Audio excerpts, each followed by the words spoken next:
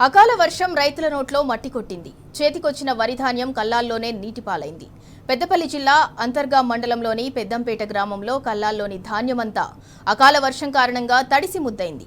పొద్దంతా తీవ్రమైన ఎండ ఉండటంతో ధాన్యాన్ని ఆరబెట్టామని, అర్ధరాత్రి ఈదురుగాలులు వడగళ్ల వాన కురవటంతో పండించిన పంటంతా వర్షార్పణమైందని రైతులు ఆవేదన చెందుతున్నారు.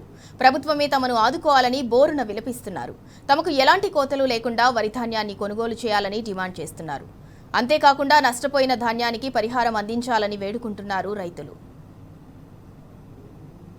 వర్షానికి ఈ పెద్దంపేట గ్రామంలో రామగుండం అంతరగం మండలంలో వడగళ్ల వానకు ఎడతెరపని గాలి వాన దివసం సృష్టించి రైతులు కోసుకున్న పంటలను వరి ధాన్యాన్ని కళ్ళాలలో అరబోసుకుంటే ఈ వర్షాలు వచ్చి విపరీతమైన వర్షంతో వడ్లన్నీ కొట్టుకపోవడము, తాడిపత్తులు కప్పుకుంటే అన్ని తడిసి కిందికి వెళ్ళిపోవటము.